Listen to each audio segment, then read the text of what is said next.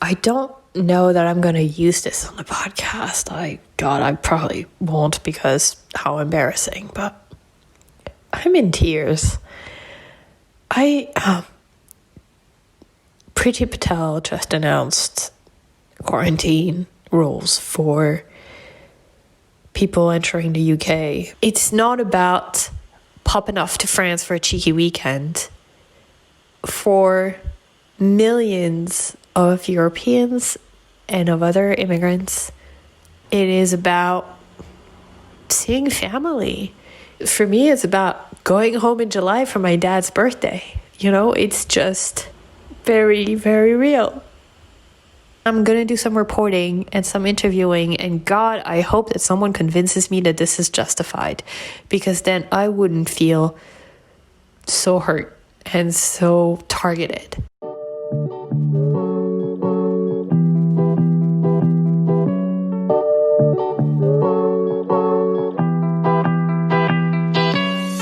Hi, I'm Isabelle Hogol, and this is Borderline. Today, I'm going to fulfill that vow you just heard. That was me, back in May, being a little dramatic because the government had just decided to impose quarantines on anyone entering England from pretty much everywhere, including France. That made going home impractical, nearing on impossible, and it made the border in the Channel more real than ever for me. And I've been living through Brexit here. And I'll be honest, when this was announced at a time when France had beat back the virus and the situation in the UK was worse, I didn't get it. Worst, I felt targeted. Another easy swipe at immigrants. I realized that didn't age well. In my defense, if you'd been an immigrant in this country the last few years, you too would think that every cabinet decision was made just to spite you. Look, spring was hard, okay? Now, I cross those 21 miles of salt water separating me from my family about a dozen times a year, and I can't stress enough how banal that is. French people are the bridge and tunnel crowd of London. There's about 400,000 of us here. Or I should have said how banal that used to be, because in 2020, crossing borders is anything but.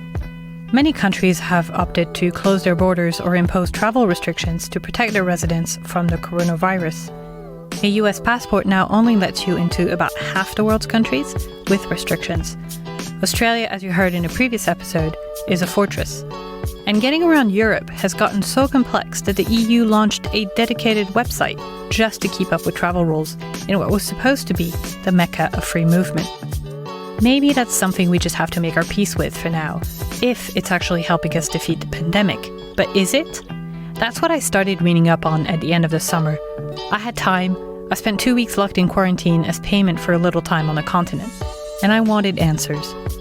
Turns out they're hard to find, so here we are in October. Before we get started here, 2 things. First, it's a different kind of episode. You're going to hear more from me, but it's all stuff I learned from my guests. Both of them speak English as a second language, and I know many of my listeners do too. If it gets to be too much, remember that there are full transcripts on the website, so you can read along. And on the YouTube channel, you'll find video versions of the episode with complete subtitles. Second, and most importantly, a note of caution. Intellectual humility is always a good policy, and with anything concerning COVID-19, it is a must. The science is nascent here, and there are things that researchers simply don't know yet. We're assembling a puzzle with no clue what the final image is supposed to be. This is the best knowledge that I was able to gather as of this autumn, reading what academic literature there is and speaking to a few scientists.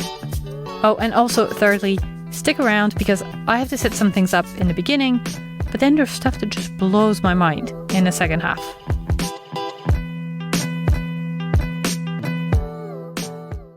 I'm originally from Nigeria. I had a brother-in-law who was supposed to get married in June, and I was planning to go to Nigeria to attend the wedding. But the outbreak started in December, and then January, I was already doing my modeling, and then I knew I should not travel. Oh, so you knew a lot sooner than us. Yeah, because that is the benefit of being a mathematician. Dr. Adeshina Adekunle studies infectious diseases at the Australian Institute of Tropical Health and Medicine at James Cook University in Queensland, Australia. He was one of the first to co-author a study specifically on the issue of travel bans in the context of COVID-19. It was published in May in the Australian and New Zealand Journal of Public Health. If my mother is telling me that a lot of cases are going everywhere, I know the travel ban is coming. So I didn't even bother to buy the ticket. My friends here, they're like, it's like you knew this thing is going to be serious. I said, that is what Mother Lady is saying. It's going to be everywhere. Were people listening? I don't think people were listening. And we know where that got us. A word on mathematicians. Most studies you'll find on the spread of COVID-19 are based on mathematical models. That's both because we haven't had enough time to collect information on COVID yet, and because with infectious diseases, field studies are incredibly difficult and ethically fraught to implement. Can you close down a whole country just to see if it works? What's your control group? Would you expose people to a COVID risk for science? So public health experts, mathematicians, and social scientists team up to create models that illustrate, but also simplify, human behavior. There was a crazy viral video on the 3 Blue 1 Brown YouTube channel back in March that explained quite well how this works. Each simulation represents what's called an SIR model, meaning the population is broken up into 3 categories: those who are susceptible to getting the disease, those who are infectious, and then those who have recovered from the infection. For every unit of time that a susceptible person spends within a certain infection radius of someone with the disease, they'll have some probability of contracting it themselves. Then, for each infectious person, after some amount of time, they'll recover and no longer be able to spread the disease. Or if they die, they also won't be able to spread it anymore. So as a more generic term, sometimes people consider the R in SIR to stand for removed. That's the basic principles, though the researchers we're speaking to today built models far more complex. Complex, but not as much as the real world. There's a famous quote saying that all models are incorrect, but some of them are useful. That's my other guest today, Dr. Baltasar Espinosa, also an applied mathematician. He led a fascinating study at Arizona State University this summer that we'll get into in a moment. He's now a postdoctoral research associate at the University of Virginia. So that's mathematical models. Now, what are we talking about when we say travel restrictions? Well, it's anything that limits contacts between communities. And specifically today, I'm just looking at international travel restrictions.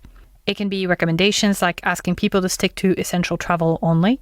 It can be mandatory quarantines upon returning, which both deter people from traveling and limit the risk of infecting others if they do. That's what we're facing here in the UK. It can be selective travel bans on affected countries, as we saw in the beginning of the pandemic, or outright closing of external borders to pretty much everyone, like Australia has done.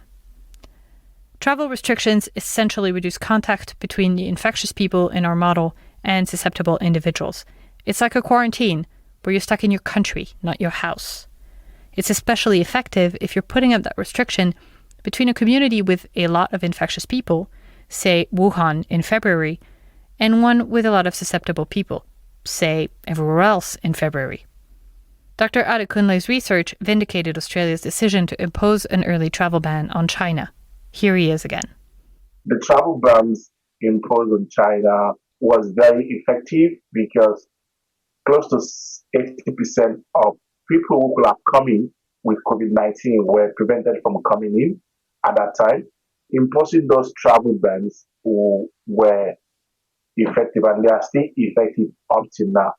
Timing is everything, of course. You want to close the barn door before the horses bolt. Or after you've brought them back in. That's another time when travel restrictions are especially meaningful, when you've controlled the epidemic in your country and you don't want to re-import the virus from abroad. And herein lies the danger. The more successful a country is at beating back COVID-19, the more incentive it has to stay shut down to the outside world. Australia does not expect to open its borders until 2022. Dr. Adekunle insists that travel restrictions only buy you time. Time to build hospital capacity, time to research treatments, time to build a solid test and trace system, time to find a vaccine, and time to help other countries do the same. Countries that have succeeded can't just pat themselves on the back and return to life as normal behind their walls. Unless their economy is entirely self-sufficient, and who is, they have a potent self-interest in helping other nations tame the epidemic as well. Because as long as the virus festers uncontrolled somewhere on Earth, none of us can truly open up.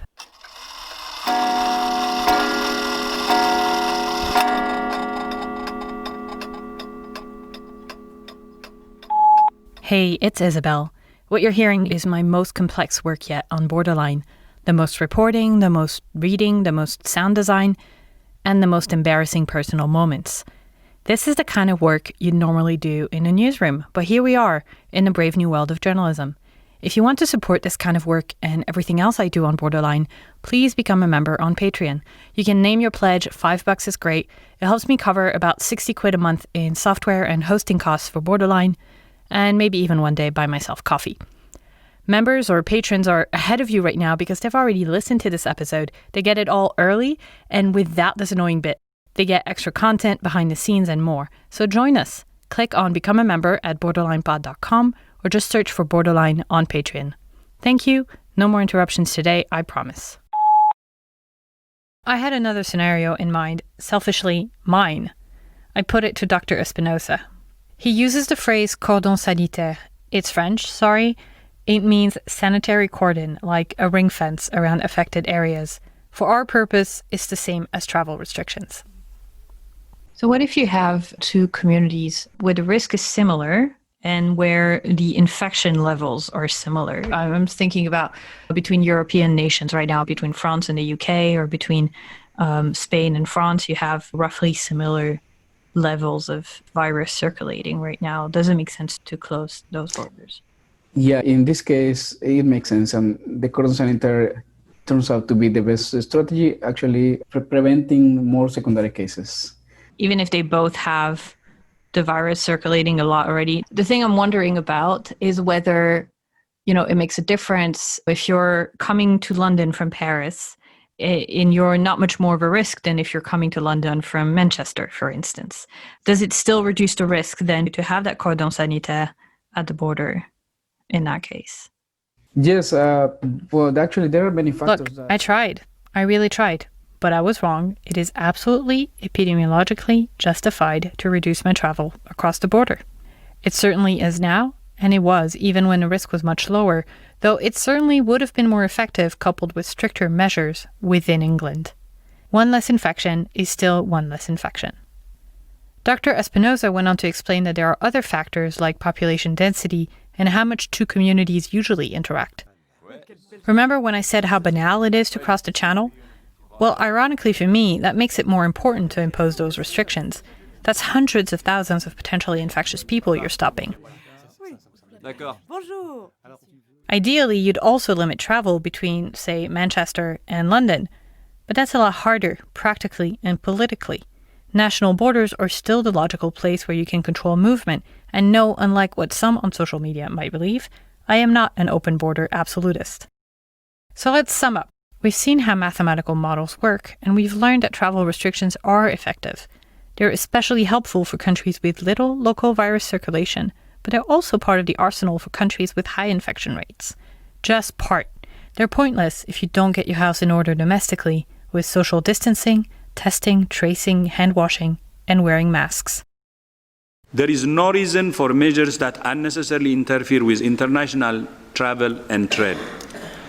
We call on all countries to implement decisions that are evidence-based and consistent. That was Dr. Tedros Adhanom, Director General of the World Health Organization, on February 3rd. Now, if travel restrictions work, why aren't we closing down every border? Why did the World Health Organization resist them for so long, and why does it now only recommend them half-heartedly? Well, I'm not going to litigate the rights and wrongs of the WHO, but it's worth pointing out that they live in the real world, not mathematical models. Epidemiologically, sure, locking everything down works, but practically, they have to balance other considerations, and it's not just big bucks. Will closing borders stop the movement of healthcare professionals and medicine? Will more people die from the resulting hunger and poverty? How long can you keep transnational communities separated without having a massive mental health and human rights crisis on your hands? The WHO was also backed up by science, which has shown travel restrictions to be of little effectiveness for most infectious diseases, sometimes even dangerous, and we'll get back to that. Remember, the science is moving fast here, and COVID-19 is sneaky.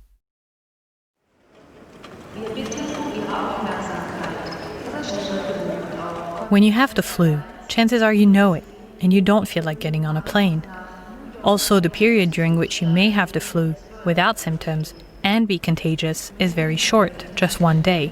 So imposing a travel ban against the flu might just stop that one road warrior who refuses to cancel a business trip, even though they feel like crap and they really should know better. But with COVID, according to studies, anywhere from 20 to 50% of cases, and it's probably closer to 50, are asymptomatic or pre-symptomatic.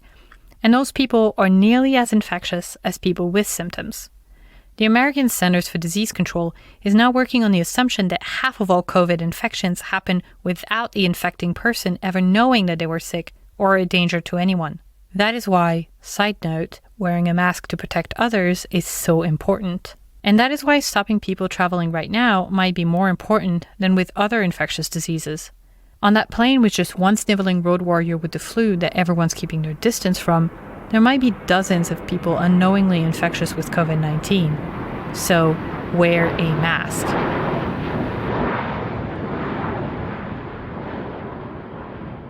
Okay, so we now know that travel restrictions work, that they might in fact be extra important for COVID-19 versus other infectious diseases, but also that in the real world, imposing them is not without consequences. They buy you time to get your act together domestically, but they can't be forever. When I say they work, I mean they work from the perspective of the country closing its borders. It is kept safe from secondary infections. But what happens outside? What happens to the highly infectious community being told to stay within its own walls? Remember when I said my mind was blown? We're getting to it. Let's hear Dr. Espinosa explain his research. We study the effectiveness of mobility restrictions, assuming that we have two different regions. And the difference is given by socioeconomic features, assuming that in one of them there is a good access to health services, and in the other one is a poor region where there is no good access to this type of services. So we may talk about the high-risk community and the low-risk community. And it turns out that there exists a trade-off. This is counterintuitive. If we allow people moving from the high-risk community to the low-risk community, that means that there will be secondary cases in the low-risk community.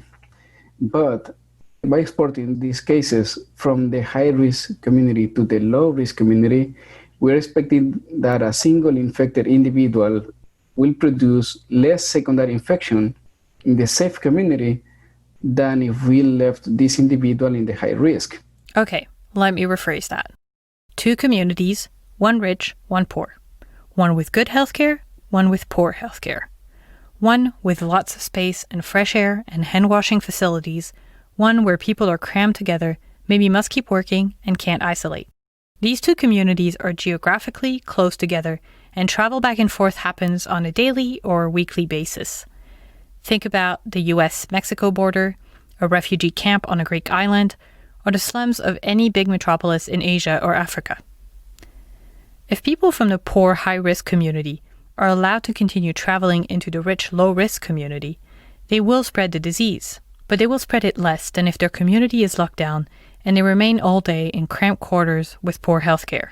So by this, we are somehow sacrificing some of the individuals from the low-risk community, but for the benefit of all, in the sense that people from the high-risk community having access to a better place or to a safer place, the overall final epidemic size will be reduced. If our goal is to reduce the overall harm of COVID-19 on all of humanity, we shouldn't be imposing travel restrictions on the most vulnerable among us while the virus is present there, or at least not without massive humanitarian help. And that means accepting a risk to our own sheltered communities. Good luck selling that plan to any politician or any voter right now. But they might see their self-interest. And the cordon sanitaire implemented during the 2014 West African Ebola outbreak, the infection process was accelerated. It basically created like a bomb, in the sense that there were more and more secondary cases, and then the cordon sanitaire was released, And then more infected people in the high-risk community actually end up having contact with susceptible people that were outside of that particular community. And this teaches us something about our short-sighted world. Just in the pure epidemiological context, very pronounced disparities where there are a rich community that is neighboring a poor community, that represents a high risk for an outbreak. And not only talking about given outbreak when there is already some infected people, but also talking about these zoonotic events where a particular disease jumps from animals to humans. So this type of disparities actually creates systems that promote the dispersion of an outbreak. We tend to respond on demand. We tend to look for a vaccine, we tend to look for a treatment or any control measure that will help us after we realize that there is an outbreak. But it is important to start working in creating systems that actually prevents the emergency of these type of events or epidemics. Improving the sanitary conditions of this high-risk region will help us to reduce the risk of being infected or starting an outbreak in that community. But also that will create a system that is more sustainable over time. Infectious diseases are opportunistic. They find the chinks in our armor where we are weak, and they thrive there. Turns out where we are weakest is not in how connected we are, but how unequal. In Europe, as we progress, or rather regress, towards full lockdowns once more, international travel restrictions aren't front of mind, but they're here to stay, and I'm learning to make my peace with it. I have just one request of our leaders and especially of my friends in media.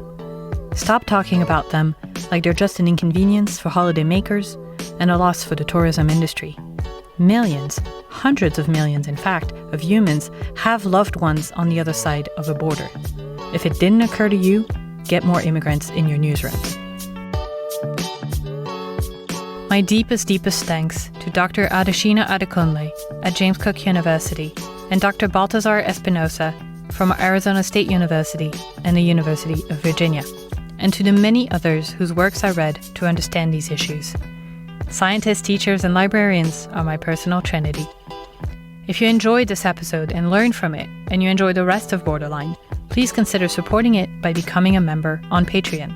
Members get every episode 24 hours early, they get extra content, extra access, and they help me keep doing this. Go to borderlinepod.com or search for Borderline on Patreon. Remember, you can find transcripts, archives, links, everything you need at borderlinepod.com. Head there too, or in the show notes for the sources for this episode, journal articles, further reading, videos, and more. Music is by Diala. Additional music by Chris Zabriskie. Sounds from freesound.org, with gratitude to creators, full credits in the show notes. And the Bit of Math Explainer is from 3 Brown 1 Blue on YouTube. Check him out, it's addictive in a super nerdy way. You can easily find me and chat with me on LinkedIn and Twitter. I'm Isabelle Hugol, Instagram at BorderlinePod, and now the YouTube channel, where you'll find the episodes as videos with subtitles and sometimes a few extra quirky things.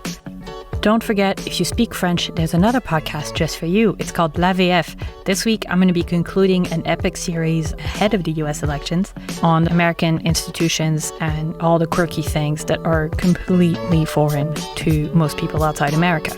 Just one more week until this huge vote. I think I'm going to do something with live streaming because I'm on lockdown at home and I don't think I can stand election night by myself.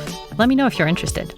Please share Borderline around you and let's grow this community. And don't forget to rate and review on Apple Podcasts or your podcasting app of choice. It really helps people find us. I'm your host, Isabelle Hugol. Borderline is a One Lane Bridge production. Talk to you next week.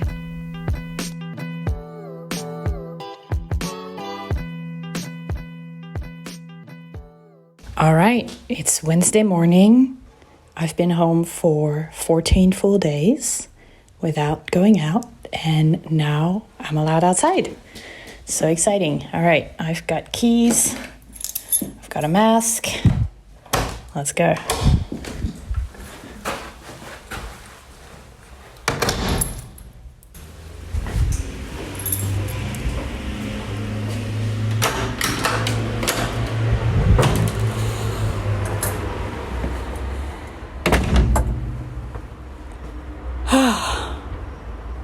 beautiful sunny morning.